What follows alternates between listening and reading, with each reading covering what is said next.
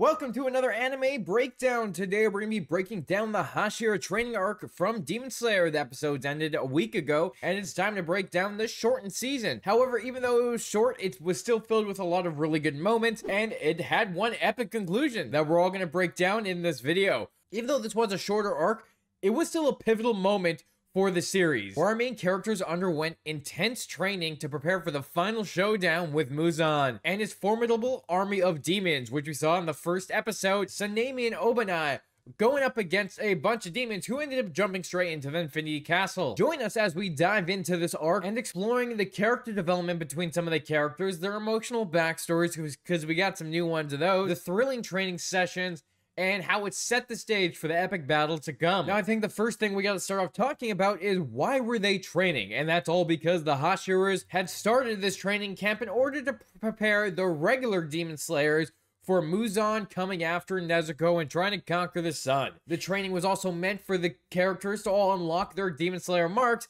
because that's the only way they would be able to actually defeat the demons, and to do that, they would need to increase their body temperature and their heart rate, which we've seen Tanjiro do time and time again. And some very interesting pieces of information was dropped during this arc about the Demon Slayer marks and how the first breathing technique users developed the Demon Slayer marks, and it was said that if one person possessed the power to have it, that means it would go on to everyone around them, which kind of would make sense if Tanjiro got it. That's also why Mitsuri and Muichiro also got it during the fight in the Swordsmith Village arc. So now that we see that Tanjiro is going to be with the rest of the Hashira in the final battle, it makes me wonder, are they all going to get their Demon Slayer mark because Tanjiro unlocks it? And if that ends up being the case, I think it could be pretty cool. Kind of showing that Tanjiro is somewhat of a chosen one to take down Muzan, and how his determination will fuel everyone else to doing the same. The one thing I will say from this arc that I was not expecting was the fact that Muzan was not just after Nezuko the entire time. When we saw him sending little eyeballs throughout the entire base, my first thought was, hey, he's looking for Nezuko. That's the whole plot of his plan. However,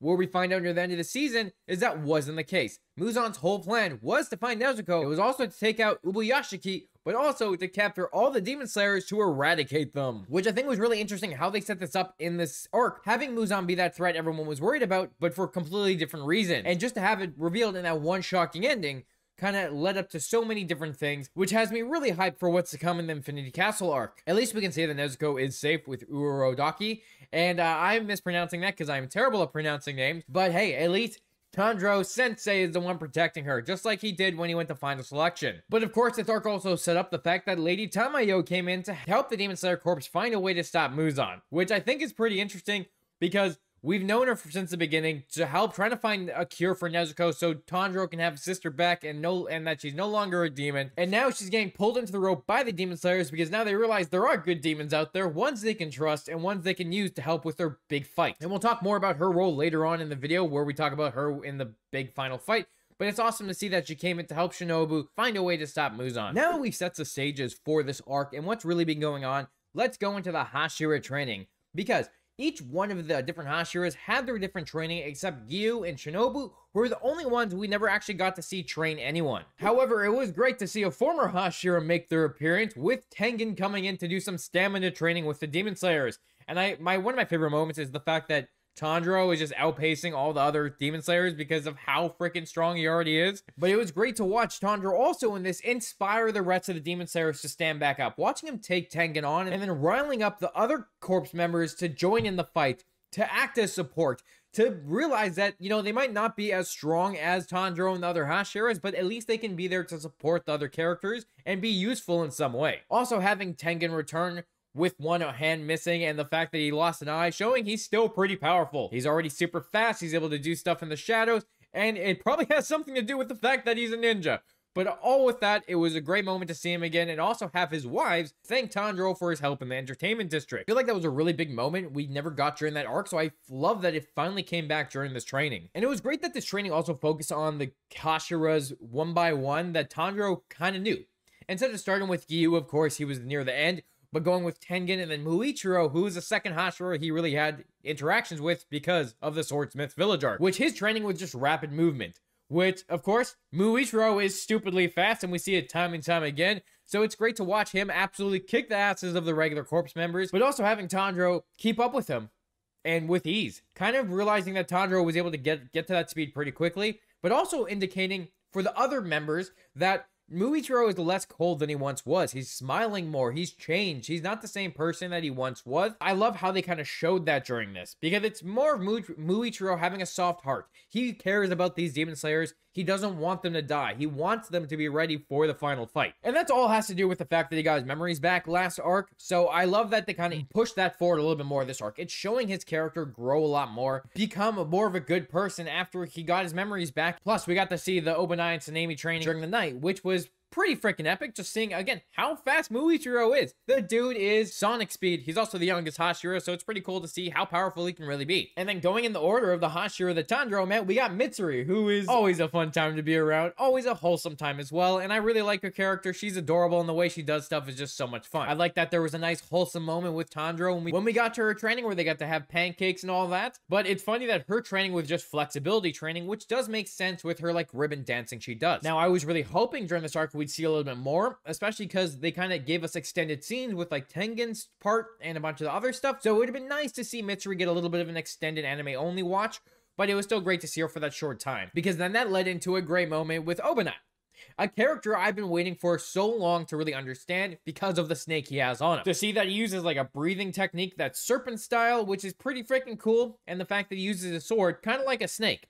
Even though that's just us visually seeing it that way because of the anime, it still kind of seems really freaking cool. Now, his training was precision. It was all about getting through tight crevices without hitting stuff around them while they hit their mark. And I really like how that he used that training to just have the regular Demon Slayer corpse hung up on stakes so that Tanjiro can train without hitting them. It was a lot of fun to watch him work with Obanai, get through it all, and show how precise Tanjiro can be. And in reality, at this point in time, Tanjiro was just blowing through these Hashira training. Like, he might have been there for a couple weeks at a time, but he's still going so much faster than the other Demon Slayer Corps members who are just stuck there and they can't move forward. But it was hilarious to see that Obanai was jealous of Tanjiro because of Mitsuri's letter, and how Mitsuri was talking about how nice Tanjiro was and how they had a tea party and it was such a good time. Like, I think that was a lot of fun, showing that Obanai might not be that bad of a person. He's just a jealous dude who's jealous of Mitsuri liking other guys. And I love how Tanjiro was just so oblivious to everything, and he didn't really understand why Obanai was so strict with them, and it just kind of adds to this wholesome moment towards all of it. But of course, when we get to those wholesome moments, those all get ripped away when we go to Tsunemi, another Hashira that I've been waiting to see stuff from because of how hard-headed he is, how much of a dick he is, and how he's so angry all the time. And when I was trying to figure out what his training was other than taking a beating, when I was looking on the wiki, it said that his training was infinite striking training. Everyone taking as many hits as possible and try to hit as quick as possible in order to go against these really fast demons who would be striking at these infinite speeds. Which his training was just brutal, and I was kind of hoping for a little bit more, but I was not expecting Tanjiro to get booted out of that training because he stood up for Genya and picked a fight with Tsunemi. Now, we will talk about that a little bit more on Genya's role when we get to Genya in this part of the video. However, I do love that Tanjiro straight up looks Tsunemi in the eye and tells him he won't accept him because of what he did to Nezuko after Tsunemi said he wouldn't accept him. So I think that's hilarious, and it just shows that Tanjiro does not forgive that easily, especially when you literally stab Nezuko in the first season. Now, I will say it's pretty funny how there was a restraining order put on Tanjiro because of that fight. That was pretty funny, and then it led into the Guillaume training, which I think was pretty awesome in its own, because it was 2 episodes of interesting training, to say the least. And I will say Guillaume's training is probably the most crucial to the Demon Slayers, because his training is focused on the core and lower body, which, when you're swinging a sword, you have to make sure your stance is proper, you have the strength within, and be able to swing that sword with all your might. So having that strength there shows how crucial his training is. Activities like enduring freezing temperatures by standing under the waterfall, and also having to stand that pressure of it pushing down on you, pushing the boulder and also lifting the logs. All really heavy things to be able to use your lower body and core to hold yourself up and push yourself forward. Like, it was great to see what that training really meant for them, and also give it the really good moment of Tanjiro listening to Genya and using his memories to push him forward from people who's helped him along the way, thinking of his family, thinking of Rengoku's words, getting that fire within him and pushing forward, kind of like how we saw the fire with Rengoku back in the Mugen Train arc while he was fighting Akaza. So I thought that was pretty awesome. But it also led into some fun moments with Inosuke also having to push past the boulder as well because he saw Tanjiro do it. He can't let Tanjiro show him up. And also having Guillaume acknowledge Tanjiro. And it's all because during the Swordsmith's Village arc, Tanjiro sacrificed his sister in a way to save the villagers, even though that's not what happened. Tanjiro couldn't figure out what to do, and Nezuko made that choice for him. But by admitting that and not taking the glory is what also makes Guillaume realize that Tanjiro is a pure soul. He's a good person and that he deserves to be acknowledged. And I love the fact that Guillaume will stand with him. He will be by Tanjiro's side. So another Hashira that is there for Tanjiro. And I think it's really cool. It just kind of set up these really cool characters as each one kind of got to meet Tanjiro, who they were, who he is, and kind of understand why this character is the way he is. Now, I think the only one that didn't really get that acknowledgement was Sanemi, because he still got in Tanjiro's face when he was fighting with Gyu. Sanemi still has a way to go, but I feel like there might be more to his character than we really notice because of his interaction with Genya, because he seems like a brother who just wants to protect his younger brother after his whole family was slaughtered by demons. Now, the great part about the Hashira training is the fact that we actually got to learn multiple backstories for the Hashira and other characters during this arc. First of all, we're going to be talking about Gyu and his backstory, because holy crap, was it tragic. And in a completely different tragic way than we've seen before. Mostly because Gyu feels unworthy of being a Hashira, because he never completed final selection. He wanted Tanjiro to replace him as the water Hashira, but instead, Tanjiro took on his sun breathing, which was not what he wanted at all. And he's kind of mad about that. But I really like how with all of that, it showed that Gyu had survivor's guilt because of Sabito, the character we met who trained Tanjiro as a ghost during the first season. And I really like that it shows that Gyu, his survivor's guilt is all because Sabito was the better swordsman. He was the one that should have survived final selection. But instead, Gyu got knocked out, Sabito sacrificed himself, fighting that demon we saw Tanjiro take out, and getting revenge for all the fallen demon slayers back when he was in final selection himself. So I loved how it showed that. And also, it wasn't the only case of survivor's guilt that Gyu was feeling. Having him also feel it because of his sister. His sister protected him from a demon in order to make sure he lived. And I think that part was really important for his character because of Sabito getting mad at Gyu for saying he wished he died instead of his sister. In Sabito's words, Gyu has to carry on because the future was entrusted to him to pass on to others, which is also why Tanjiro has survivor's guilt. He feels like Rengoku could have defeated Muzan, but because Tanjiro was the one that lived and Rengoku wasn't, he feels the same way Gyu does. So it's great to see that Tanjiro would also understand Gyu. It's like these really two big important pieces where, again, where I said this in the reaction, where it started with Gyu and Tanjiro, and it seems like it's going to end with Gyu and Tanjiro. It's also great to see them have good moments because we haven't seen them together in so long, so I just really like that they've had these bonding moments with his backstory and learning more about him. But of course, that wasn't the only tragic backstory we got to hear this arc, but we also got to learn more about Guillaume, who also had a family slaughtered by a demon, which it seems to be a tending trend in this anime. However, Guillaume's was a little bit of a special place where it hurt a lot because of the fact that he was trying to raise these orphan children in a temple. He was doing the best he could to save them as a blind man, and his efforts were for nothing in the end because one of them was selfish and led a demon to all of them, all in order to save himself, which ironically is a character we've seen before. And we saw him back in a Zenitsu flashback when Zenitsu was being trained by the former Thunder Hashira. So it really makes me wonder how they're going to tie that character in at the end, because now that we've seen him twice in two different instances, in two different flashbacks with two different characters, he has to come back in some way. But just the fact alone that this blind man, his entire found family gets slaughtered in front of him, he fought the demon until the sun came up with his bare fists, just shows how physically strong this guy is. And I like how he even says that he never realized that how strong he was until he had to fight that demon, showing that in the life or death situation with his adrenaline pumping, he was stupidly strong. Another thing with this anime shows that humans can be just as strong as demons if they really try. However, this tragic part wasn't just the fact that Guillaume's family died in front of him. No, it's that the only one that survived blamed him for it, said that he was the monster. Can't really blame the girl because she was a traumatized child, feared for her life. She watched everyone die, and then the only thing that left standing at the end of the night was Guillaume because the demon disappeared in the sunlight. So there was nothing to push the blame on other than him. And of course, demons are more like a myth in this world unless you are actually fighting them one-on-one, so most people won't believe them right away. So it makes sense why Guillaume got thrown in jail and was going to get executed. It's all because of that. But it also shows that he was traumatized by the situation as well by losing his trust in people and losing his trust in children, because instinctively the kids are going to look out for themselves. They're not really trained to look out for others, and they're going to be self-preservating like most people would. Until Tanjiro comes in and changes his view on that, because Tanjiro is not like that, and he's willing to sacrifice himself for other people. And that's also why I really like the fact that Guillaume acknowledges Tanjiro for those reasons, because it just kind of sets the strongest Hashira acknowledges the next Hashira, which Tanjiro is pretty much the next Hashira. Even if they don't make him a Hashira in the end, he is the next Hashira. There's no way you can deny that. Because if everything goes to plan, there won't be really a need for Hashira anymore if Muzan gets defeated. So it kind of makes sense. And speaking of Muzan, now the next backstory we got to talk about is Ubuyashiki and Muzan's connection. This was something I was not expecting to learn this arc, and something I was not expecting at all, that the fact that Ubuyashi's clan had to vow to take down the demon that their line created in order to stay alive and continue existing in this world, because Muzan is from the same bloodline. And the fact that Muzan is from the same bloodline kind of adds a lot more to his story now. That part of their family, in a way, is hunting him down, is trying to take him out. It shows that the demons and the demon slayers are more connected than meets the eye. And I really like how they also set up the fact too that Muzan wants to live forever. He wants to be immortal. However, the human will is what's really immortal.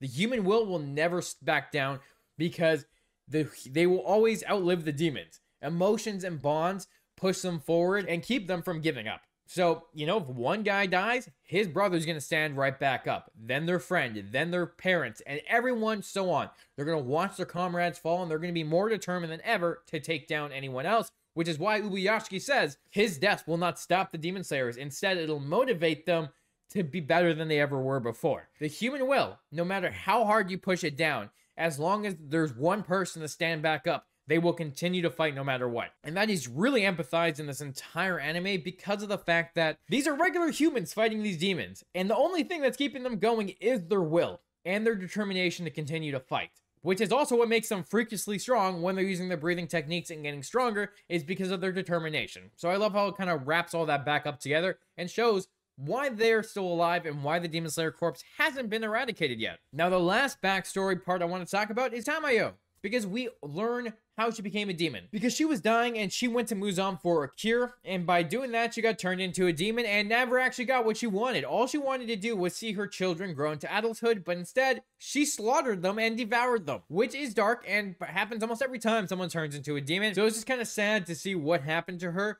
All she wanted was to survive and see her family grow, and instead, she was the one that caused her downfall. I mean, at the end of the day, she also killed a bunch of other people, but it shows that she's been trying to atone for that for so freaking long, because she's been helping demons survive without having to devour humans. Just like how she saved that one guy that Muzan turned into a demon back in Asakusa. And I love that they came back this arc where she even mentions that the blood demon arc that she uses to hold Muzan in place is from that demon from Asakusa, going way back to that moment when we first met Lady Tamayo and Tanjiro went face to face with Muzan. Now, with the backstories completed, let's talk about some of the major fights during this season. Even though they weren't like major fights, they were just fun to watch. And we gotta talk about the beautiful artwork we saw on screen. Like the Obanai and Sanemi fight versus the demons. Like, that was pretty cool. Just a kind of great way to open up the season, showing the Hashira looking for the demons and then realizing what the Infinity Castle is. That was a really cool moment, and it just showed off some beautiful animation, which then leads into the Obanai Sanemi versus Muichiro fight, where all three Hashira are fighting each other to get stronger, look beautiful, and just shows how quickly they are. And that was probably one of my favorite moments to see them in action, because it's just great to see that. And then Sanemi and Giyu, another great moment, showing more beautiful artwork while these two Hashira go at it. Wind and water, battling it out with Tanjiro coming in and having a really hilarious moment with them as well, but also having Giyu realize that he wants to make Sanemi a friend, which I think is just kind of funny. Sanemi's a really hard-headed guy. Giyu seems pretty chill, and Giyu kind of likes him. He wants to be friends with him, which I think it just shows that Giyu's opening up more. After opening up to Tanjiro, he's now realizing that maybe he hides himself too much from the other Hashira, and it's time to open up and befriend everyone. Which is also a little too late because of what they're going to go into, and probably how many, and I don't think a lot of them are going to survive this fight.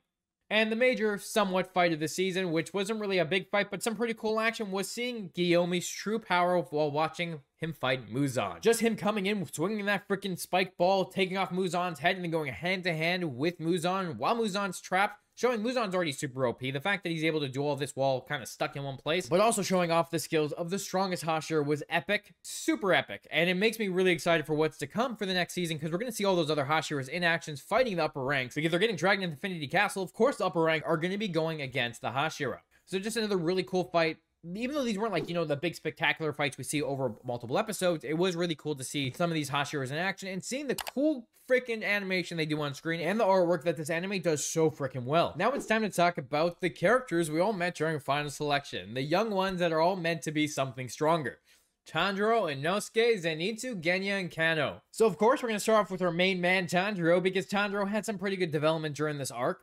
He also got his brand new sword with Rengoku's emblem on it.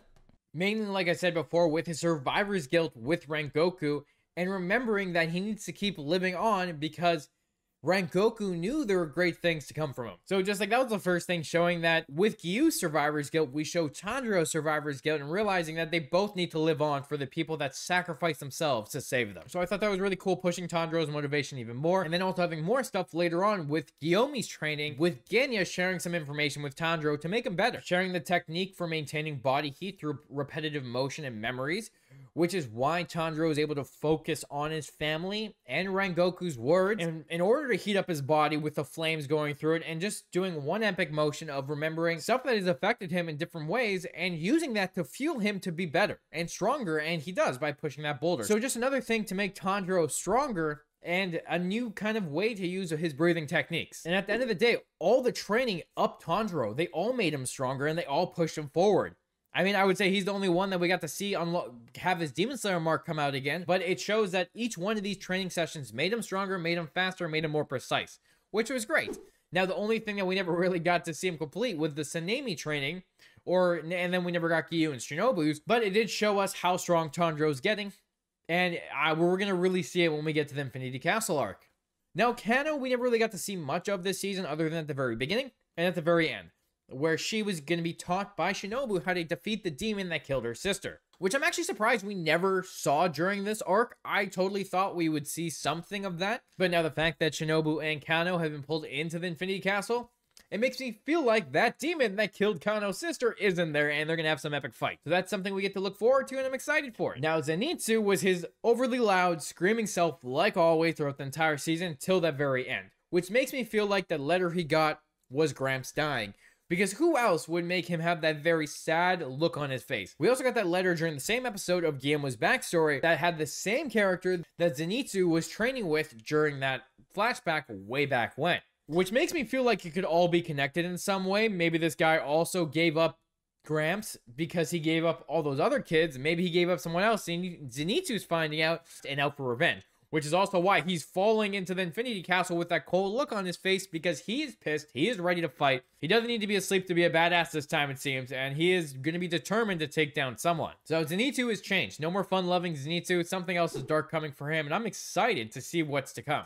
I'm going to take this moment right here to say, please don't put these spoilers in the comments, because that would be extremely a dick move, and I feel like anyone who's just watching the anime does not deserve to be spoiled in these comments. Now let's continue on with Inosuke, who did not really have a lot of character development in this arc, rather than being determined and pushed to get stronger because Tanjiro beat him, and he can't let Tanjiro beat him. He's also just excited for the major fight that's about to come, because he's the only one falling into the Infinity Castle with a smile on his face. Now with Genya, we got a good moment with him, because he had some really good moments with the Tsunemi and Tanjiro. First of all, seeing Genya trying to reconcile with his brother, trying to reach out back to him, even though Tsunemi continues to reject him, calling him weak, saying he has no breathing style and that he should quit the Demon Slayer, which kind of makes me feel like Tsunemi is definitely protecting his brother. He loves him still. He watched his entire family get slaughtered by demons, and he had his younger brother blame him for it, because he killed his mother, which makes me feel like he feels a little bit of resentment because his younger brother was blaming him for his mother's death, but at the same time, he became a Demon Slayer to make sure that doesn't happen to anyone else. He hates demons, and he's not letting that happen to his younger brother, which is why he doesn't want him there. However, when he finds out Genya's been eating demons, it looks like he tries to kill his own brother, but it looks more like he's trying to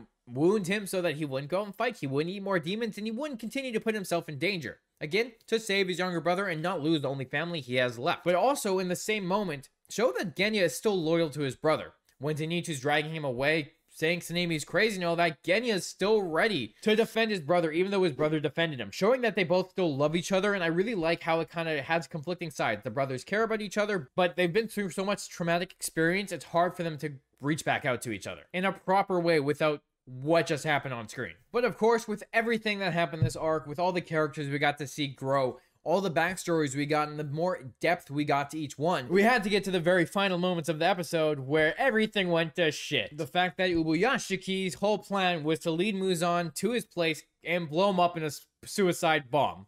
Like, goddamn, was not expecting that, and I will say it again, he's a goddamn madman for doing that. And I love that Muzan also realizes that, and also having all the Hashira unite to take down Muzan was an epic moment, where then we learn about Muzan's plan, like I talked about earlier, where he sends them all into the Infinity Castle, which sets up the next arc. But that wasn't the only thing that set up the arc, because we have Shinobu telling Kano about the demon that killed her sister and training her for that. So that, first of all, right there is set up for the next arc, because we never saw it during this one. Zenitsu's letter, again, set up for this next arc, because we saw him all mad. We saw him going into the Infinity Castle with that look on his face, so he's ready for a fight. Tamayo's drug to turn demons into humans, which is all to turn Nezuko back, so that's a big plot point for the next arc. Muzan can regenerate himself even after he gets his head cut off, which means they need to battle him into the sunlight, but also got the piece of information that if Muzan dies, that means all the other demons do as well, which that means if Muzan dies, there's no need for a Demon Slayer corpse anymore, which also means Tanjiro will never become a Hashira. So really big moments here showing that all these things are setting up what's to come, which of course, we cannot forget about the epic battle that's about to begin, because we have the Demon Slayer corpse, all of them getting taken into the Infinity Castle, so we're gonna have Demon Slayer corpse versus the demons. Now, what I really liked about that ending too is that they focus on all the characters. They focus on all the Hashiras, as well as Zenitsu, Kano, Genya, Tanjiro, and Nanosuke. They focus on all those main characters, and I love that Tanjiro was the one that got to tell Muzan he's going to hell, and even Muzan being like, try. Just really good moments showing that Tanjiro is going to be after Muzan. He's pissed at what he did to his family. He wants revenge, and he wants to take down this demon. But Tanjiro also does not know the information that if Muzan dies, so do all the demons. So they need to get Nezuko the drug first, and if unless she's already got it, because if they kill Muzan, Nezuko is going to die. So it kind of shows, it's really big moments, hyping up like a very quick countdown, it kind of feels like. So it's just kind of setting up the stage for what's to come. Some really epic moments. And I feel like we're going to get some really, really freaking awesome fights in this next arc with the trilogy movie. And especially because it's going to be movies. It's going to have beautiful animation. That's probably one of the things I'm most excited for. This anime is going to be epic. I feel like there's so much more stuff to come. Let me know if there's anything you're looking forward to in the comments without any manga spoilers. Do you have any theories about what might be happening? Thanks for watching. Don't forget to hit the like and subscribe button to stay up to date with all my Demon Slayer videos, all my other anime reactions and breakdowns. Plus, I do Marvel and DC stuff as well. Again, thanks for watching, and I'll talk to you later when we watch more anime.